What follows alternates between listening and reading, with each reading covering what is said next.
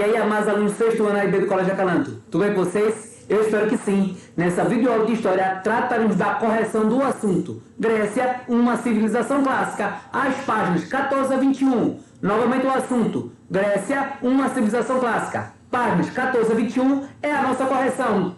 Então, vamos nessa, pessoal. A primeira questão: aponte algumas dificuldades de interpretação de leis baseadas na oralidade. Qual foi outro código de leis escrita que você conheceu em nossos estudos anteriormente? É fácil.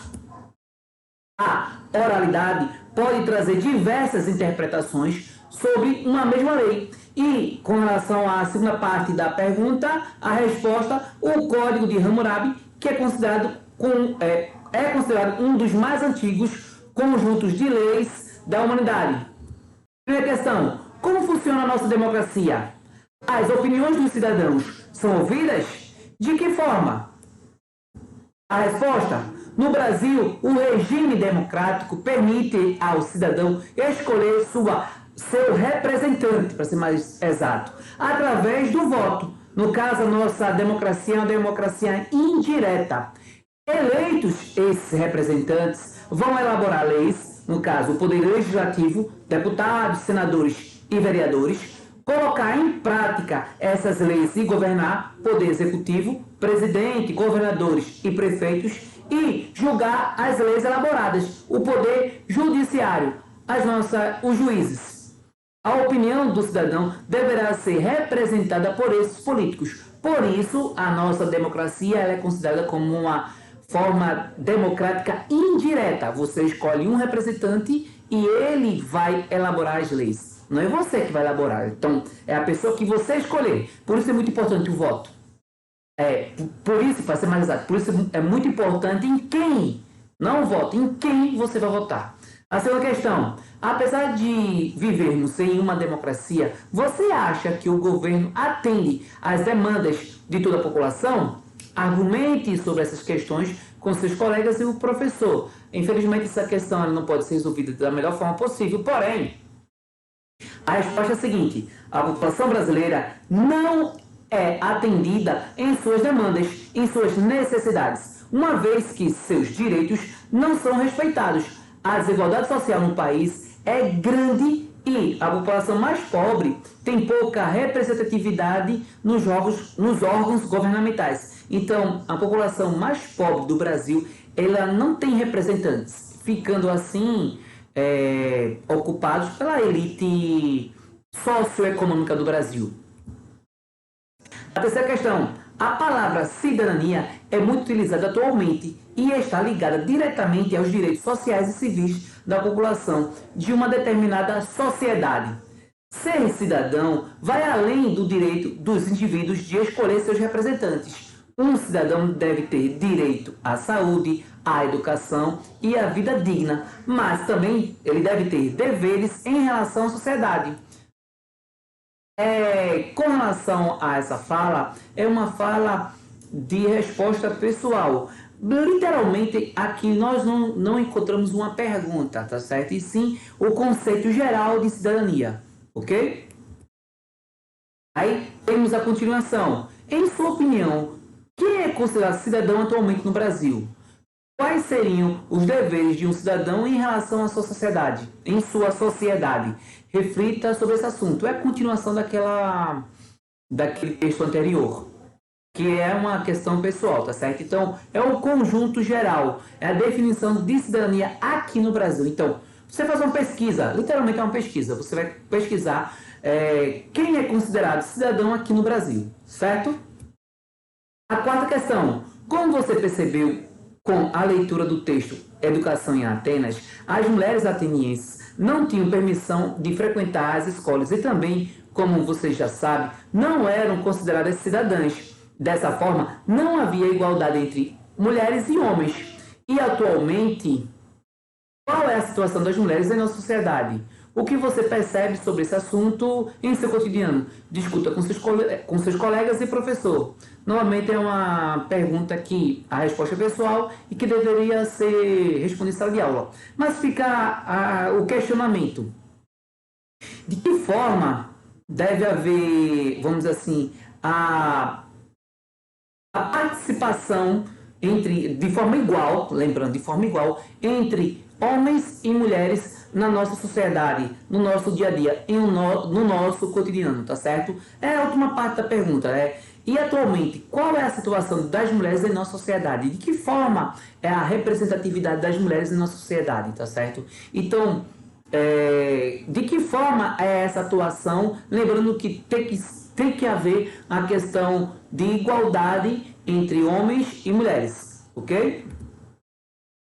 Agora vamos iniciar a rede de palavras, que tem como título Grécia Antiga, baseou-se em uma religião politeísta, caracterizada, vamos assim, por uma crença a deuses e semideuses, que está relacionado a filhos de deuses, do relacionamento de deuses e seres humanos. Então, esses filhos desses deuses são considerados semideuses. E esses deuses moravam no que nós chamamos de Monte Olimpo, e que a Grécia Antiga era organizada em cidades-estado, também conhecido como polis, sendo as principais formas de diferença entre essas polis era a questão da forma de organização, mas elas tinham ligações como a ligação política, também estão relacionadas a ela a questão da cidadania, e que as duas principais polis, que são Atenas e Esparta, temos a característica principal de Atenas, a questão do governo aristocrata, que foi reformulado por legisladores que criaram novas leis. Já a cidade-estado de Esparta tem como característica ser uma civilização guerreira.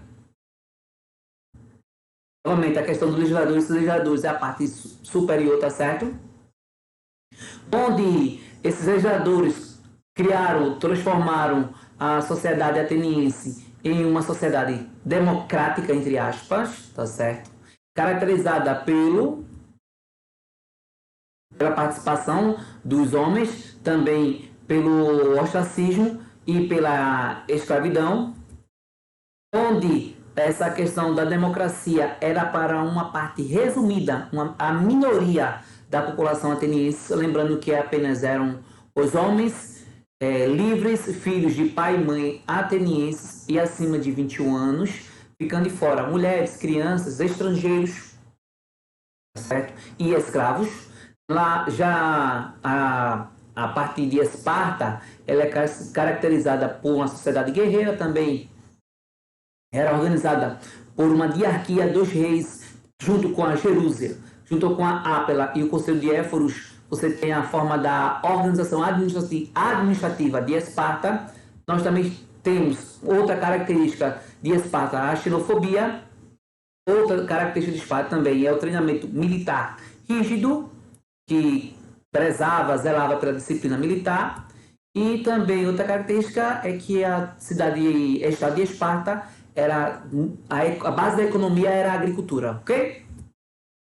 A primeira questão do aplicando seu conhecimento. Complete cada espaço indicado a seguir com o nome de uma das civilizações que antecederam a formação da civilização grega, de acordo com a informação dada. Por volta de 2000 a.C., esse povo se estabeleceu em uma ilha ao sul da Península Balcânica, dominando o comércio marítimo. Essa informação está relacionada à civilização cretense. Próximo. Por volta de 1600 a.C., esse povo dominou a região da Península Balcânica e assimilou a cultura da civilização que ali existia. Nós estamos falando da civilização micênica. A segunda questão. Indique quais foram os povos que ocuparam a Península Balcânica, dando origem à civilização grega. Nós temos os primeiros povos que ocuparam essa península, a Península Balcânica, foram os aqueus, os dórios, os eólios e os jônios, tá certo? Esses quatro povos. Novamente, aqueus, dórios, eólios e jônios. Terceira questão. O período homérico foi o período de povoamento da Península Balcânica. As primeiras sociedades que se estabeleceram naquela região receberam o nome de gênios, De acordo com o que você aprendeu nesse capítulo, quais as principais características desses gêneros? A resposta: tratava-se de uma forma de organização bastante simples, limitada. Normalmente um núcleo familiar chefiado pelo homem mais velho, o pater família, né? O pai da família, o patriarca. Nos gêneros, o trabalho e as terras eram coletivos, não havia assim a propriedade privada. Então estava muito relacionado ao parentesco familiar. A quarta questão: por que as obras Ilíada e Odisseia do poeta Homero no século IX a.C. foram tão importantes para o estudo da formação do povo grego? A resposta: as narrativas encontradas, descritas nos poemas Ilíada e Odisseia de Homero tornaram-se os registros importantes para o conhecimento da formação do povo grego, porque no período após a chegada dos dórios, a escrita desapareceu ou entrou em desuso, e as narrativas eram orais, passadas de forma oral. Dessa forma, há poucos documentos históricos disponíveis para o estudo desse período. Então, com a chegada dos dórios na região, a escrita, vamos dizer assim, ela entrou em desuso. Existia, mas não se tinha na prática. Então, a Ilíada e a Odisseia, ela é um documento escrito, pois após a chegada dos dórios, toda a formação, toda a parte cultural era passada de forma oral, certo? Então, a Ilíada e a Odisseia são documentos escritos em um período onde a tradição era passada de forma oral, ok?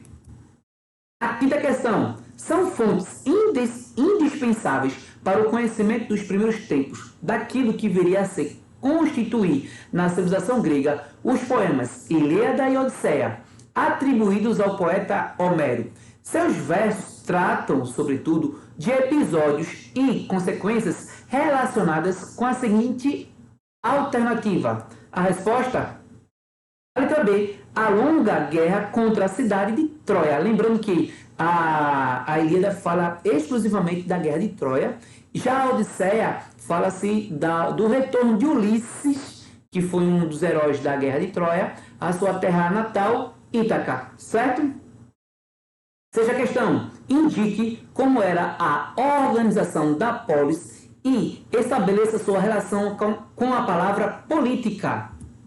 A resposta: a polis era uma cidade-estado, onde na ágora, que é uma praça central, os cidadãos, ou quem tinha direito à cidadania ou direito do voto, se reuniam para discutir questões públicas e tomar decisões por meio do voto direto. Então, diferente do Brasil, a representatividade de Atenas, principal polis da Grécia Antiga, era o voto direto sobre vários assuntos ligados à sociedade.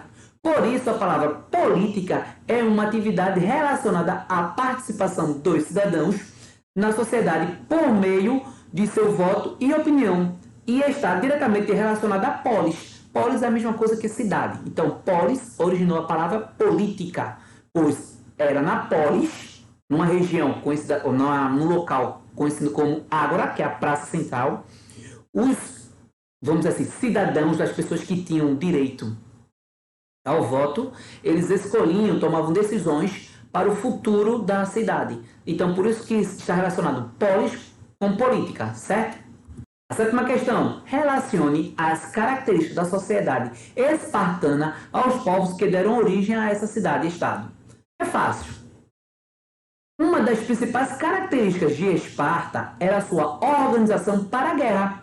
Sua população era preparada para ser guerreira desde a sua infância. Seu exército era muito forte e bem treinado e vivia em constantes conflitos com outros povos. Esse tipo de organização está diretamente ao povo que deu origem à cidade de Esparta, que foram os dórios, que foi um povo bastante guerreiro que dominou parte da Grécia Antiga. Oitava questão: leia um pequeno trecho sobre as reformas em Atenas. Vamos para o trecho. O povo não possuía nenhum direito. O povo revoltou-se então contra os nobres. Depois de violenta e demorada luta, os dois partidos concordaram em eleger Solon como árbitro e arconte. Confiaram-lhe em encargo de estabelecer uma Constituição. Com relação a esse trecho, nós temos a letra A.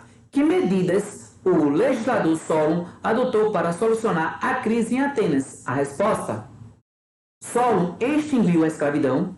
Então, Solon, ele é um legislador, ele criou leis, tá certo? Essas leis temos como características a extinção da escravidão por meio de dívidas. Então, você deixar de pagar alguém na Grécia Antiga fazia com que você se tornasse escravo. Também ele mudou as formas da participação no governo, que passou a ser definida pela riqueza e não por mais pela hereditariedade. Também criou uma Assembleia Popular, a Eclésia, e um conselho para criar e estabelecer leis, que ficou conhecido como Bulé. Então, foram as principais mudanças atribuídas a Solon, um legislador em Atenas. Letra B. Clístenes, outro legislador, ampliou as reformas de Solon ao permitir que todos os cidadãos participassem das decisões na polis. Que regime político surgiu em Atenas? É fácil. Clístenes, com sua reforma que eliminava o critério de riqueza para a participação política e permitia que aqueles considerados cidadãos participassem das decisões da poli, favoreceu o surgimento da democracia. Então vamos lá. Com revoltas na Grécia Antiga, onde você tem dois grupos, uns bastante ricos, muito ricos, donos de terras, e outro grupo menos favorecido, essas revoltas surgiram, a partir dessas revoltas surgiram dois legisladores. O primeiro, Solon, que ele acaba com a escravidão por dívidas, e ele, vamos dizer assim, aumenta a participação nas decisões políticas da cidade, que deixa de ser por hereditariedade, deixa de ser passada de pai para filho, para ser estabelecida pela riqueza, e ele cria dois regimentos, ou dois órgãos, que fazem parte da administração de Atenas, que é a Eclesia e a Bulé. Depois de Solon, nós temos Clístenes, que vai aumentar mais ainda as reformas atribuídas a Solon e que vai deixar de estar essa parte tanto de hereditariedade como de riqueza, ampliando cada vez mais a participação do povo nas decisões políticas de Atenas, certo? Letra C. O que significava a lei do ostracismo criada por Clístenes? É fácil. A lei do ostracismo criada por Clístenes punia os cidadãos considerados perigosos à sociedade ou que ameaçassem a democracia. Geralmente, eles eram exilados por determinado período, normalmente 10 anos. Então, quando a pessoa era considerada perigosa para Atenas, essa pessoa era expulsa da cidade e passava 10 anos fora da cidade. Essa lei é conhecida como ostracismo. Letra D. Atualmente, que tipo de cidadão ou político poderia ser considerado um perigo para a democracia? Os cidadãos ou políticos que desrespeitam as leis, que não cumprem seus deveres, como agentes públicos, ou que cerceiam a liberdade de outros cidadãos. Esses aí são considerados um perigo para a democracia aqui no Brasil. A nona questão. A cidade-estado de Atenas, na Grécia Antiga, é considerada o berço do regime político conhecido como democracia. A democracia ateniense é diferente da democracia que se tem no mundo contemporâneo, nos dias de hoje. Descreva duas características da democracia ateniense e explique de que forma elas se diferenciam da atual. É uma resposta fácil. Na democracia ateniense, apenas os homens, novamente, livres, maiores de 18 anos, filhos de pai e mãe ateniense, eram considerados cidadãos, ficando de fora mulheres, escravizados e estrangeiros. Eles ficavam de fora das decisões políticas, eles eram excluídos das decisões políticas da cidade. Na Grécia, a democracia era direta, onde todos quem eram considerados cidadãos votavam nas assembleias que eram realizadas na ágora, naquela praça. Atualmente, nas sociedades democráticas contemporâneas, todos os indivíduos são considerados cidadãos e a democracia é indireta, isto é, você elege por meio do voto seus representantes. Então, você não escolhe a lei, você não determina a lei, você elege uma pessoa que vai escolher que vai votar nessa lei, tá certo? Então, a democracia em Atenas era uma democracia direta. A democracia no Brasil, ela é considerada como uma democracia indireta, porque você escolhe um representante, uma pessoa. Você não vota diretamente, ok? 10ª questão. O texto abaixo apresenta a opinião de Aristóteles sobre a escravidão. Todos aqueles que nada têm de melhor para nos oferecer que o uso do seu corpo e dos seus membros são condenados pela natureza à escravidão. É melhor para eles servir que serem abandonados a si próprios. Numa palavra, é naturalmente escravo quem tem tão pouca alma e tão poucos meios que devem resolver-se a depender de outrem. Com relação a esse texto, letra A. Como Aristóteles justificava a escravidão? A resposta. Aristóteles considera que para aquelas pessoas que não desenvolveram habilidades intelectuais e que têm poucos meios para sobreviver, só lhes restavam ofertar seu trabalho, sua força de trabalho, a outra pessoa de quem se tornaram dependentes para não serem abandonadas. Então, para eles, a justificativa da escravidão é o seguinte: se uma pessoa tinha tanta incapacidade intelectual, então, que ela não tinha como gerar nada para a sociedade, para ela só restaria a questão de oferecer seu trabalho, a sua força motriz, a sua força de trabalho. Então, era necessário ela oferecer essa força como escravo para que elas não serem abandonadas. A letra B. Quem eram os escravizados na Grécia Antiga? Geralmente, os escravizados na Grécia Antiga eram os prisioneiros de guerra ou aqueles que não conseguiam pagar suas dívidas. Lembrando que Solon acabou com esse tipo de escravidão. Havia escravizados do Estado e particulares. Muitas vezes eles eram comercializados, eles eram vendidos, ok? 11ª questão. Leia a seguir o trecho de um texto sobre educação em Atenas. Quando se enviam as crianças à escola, recomenda-se aos mestres que se esforcem para ensiná-las bem a ler e a tocar bem os instrumentos de música, assim como que se diz respeito aos bons costumes. Letra A. Qual era o objetivo da educação ateniense? A resposta. O objetivo da educação ateniense era formar cidadãos plenos e homens fortes e saudáveis que pudessem participar das discussões e decisões da organização da polis, da cidade de Atenas. Letra B. O que mais devia ser ensinado aos jovens atenienses, além do que ao recomendado de acordo com o texto? A resposta. Além da leitura e da música, os jovens deveriam praticar atividades físicas para se tornarem fortes e saudáveis. Letra C. Aponte as diferenças entre a educação de Atenas com a de Esparta. Em Atenas e Esparta. Em Atenas, a educação iniciava-se em casa com as brincadeiras. Depois dos 7 anos, a criança deveria ir à escola, onde aprendiam leitura, música e praticavam atividades físicas. Já as meninas eram educadas em casa, aos afazeres domésticos. Em Atenas, o jovem era educado para ser um cidadão da polis, da cidade de Atenas. Já em Esparta, os meninos com idade a partir de 7 anos, eles eram entregues ao Estado, à cidade, para aprender a ser guerreiros por meio de atividades que lhes proporcionavam resistência física. Ensinava-se apenas o essencial em relação à leitura e escrita. As mulheres podiam participar apenas das atividades físicas, certo? 12ª questão. Como você já viu, em Esparta, as mulheres deveriam praticar atividades físicas para fortalecer o corpo. Letra A.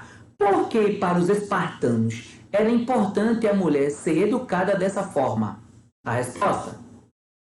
Os espartanos consideravam que as mulheres deveriam ficar fortes e saudáveis para gerar filhos que fossem guerreiros. Dessa forma, elas eram treinadas para isso. Letra B. Como era a educação das mulheres em Atenas? A resposta. A educação das meninas atenienses era diferente dos meninos. Elas eram educadas em casa e deveriam aprender todas as atividades domésticas. Ser uma boa dona de casa. Letra C. Você acredita que todas as mulheres viviam da mesma forma na Grécia Antiga? O que as diferenciavam? A resposta: havia diferenças de acordo com cada grupo social. As mulheres mais pobres em Atenas, por exemplo, não aprendiam a ler e a escrever. Ok? 13ª questão. Zeus, temendo a destruição total da nossa espécie, enviou Hermes para dar aos homens as qualidades do respeito ao próximo e do senso de justiça, de modo a trazer a ordem às nossas cidades e criar laços de amizade e união. Hermes perguntou a Zeus de que forma devia distribuir estes dons entre os homens. Devo distribuir esses dons de modo desigual, como nas artes? Devo distribuir a justiça e o respeito para alguns ou para todos? A todos, disse Zeus. Deixe que todos tenham sua parte. Não poderá haver cidades se apenas uns poucos partilharem estas virtudes, como nas artes. Na letra A, por meio da narrativa mítica, a passagem acima afirma um dos princípios fundamentais da democracia. Qual é esse princípio? A resposta: um dos princípios fundamentais da democracia grega é a igualdade de direitos. Letra B. Você considera que esse princípio era respeitado na Grécia Antiga e atualmente em nossa sociedade? A resposta: na Grécia Antiga, onde surgiu o termo democracia, a participação na vida política e nas decisões da sociedade era permitida apenas para um grupo de pessoas consideradas cidadãs. Atualmente, na nossa sociedade, todos são considerados cidadãos, porém, devido à desigualdade social, apenas uma parcela da população tem direitos garantidos, certo? 14ª questão. Na mitologia grega, quais eram as características dos deuses? Quem era Zeus? Os deuses gregos assemelhavam-se aos seres humanos e possuíam os mesmos sentimentos. Haviam deuses ligados à natureza, a alguma profissão, enfim, a elemento importante no mundo grego. De acordo com a mitologia grega, os deuses viviam no Monte Olimpo e Zeus era aquele que tinha autoridade sobre os demais. Era vamos dizer assim, o comandante. 15ª questão. Durante os Jogos Olímpicos, gregos de várias cidades e estados reuniam-se para competições esportivas e também para realizar homenagens aos deuses. Letra A. Em que cidade acontecia esse evento? A resposta é fácil. Os Jogos Olímpicos aconteciam na cidade de Olímpia, daí o nome Jogos Olímpicos. Letra B. Qual era o principal deus grego homenageado? Fácil. Os Jogos Olímpicos aconteciam em homenagem a Zeus, o principal deus grego. Nesse momento eu vou ficando por aqui, só lembrando que dúvidas e sugestões devem ser enviadas pelo Instagram via direct para Prof. Jorge Ribeiro. Bye bye pessoal, fiquem todos com Deus e até a próxima! Valeu!